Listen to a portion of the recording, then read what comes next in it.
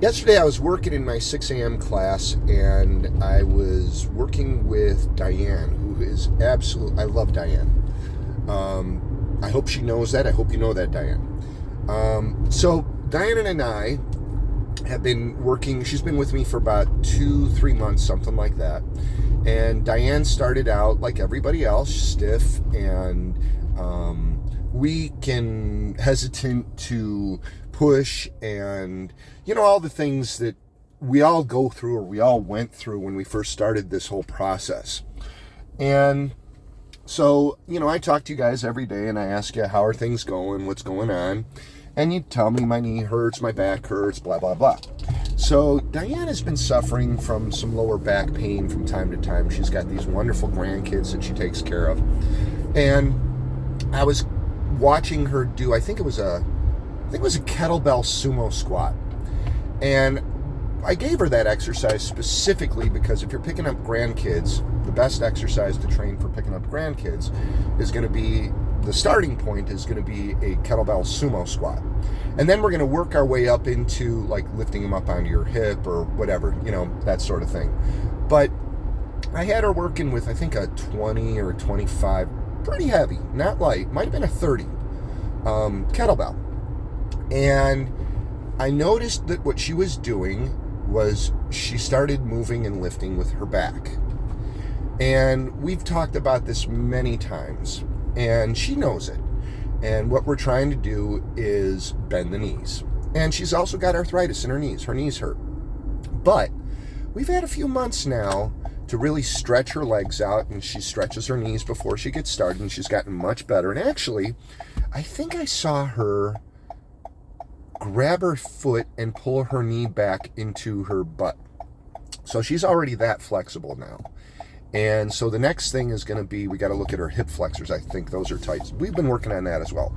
But there's, mechanical issues with there. But then there's also simply the guarding part of it, where, you're just kind of used to going down a certain direction or a certain depth. And if you go much further than that, you tend to, you get worried because you felt pain there for so long, you're expecting to feel pain now. So you guard. And so what I was noticing was that her guarding her knees was hurting her back. And after a day of dealing with grandkids, that's why her back's hurting. So we showed her the stretches to do, spread your feet, reach around your ankles from the inside to the outside, bend over and kiss your ass goodbye. And then the other one where we cross our foot over the knee and we're sitting in a chair and bend forward and reach towards our feet. So those are things that you can do to, mitigate the fatigue that you're going to feel, from lifting those grandkids. But we're strengthening them too. So I thought I was being funny, and I thought this was really kind of cute. So I started yelling at Diane in that sarcastic way that I do, basically that she's going to hurt her back, blah, blah, blah, something like that.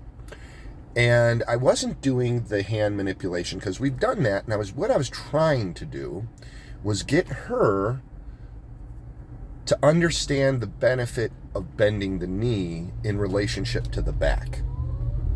That if she would bend her knees and strengthen her knees now, that'll position her in a better spot so that her back doesn't hurt her later. And so I was trying to kind of really convey that over. And she was laughing, I thought. And Nancy came over, which I love the fact that Nancy, Sue, some of you guys, I love that you guys are actually protective, because you remind me that not everybody takes my comedy the same way. And I need to be careful of that I'm, dealing with people, women, and, sometimes the way I come across could be taken in a different way. So I just wanted to clarify and make sure that, everybody's okay, no feelings are hurt, and I'm appreciative of you guys when you kind of check me. So, even though it's not easy for me, just so you know, but I do, in retrospect, always go back and look at my day and see what I could have done better.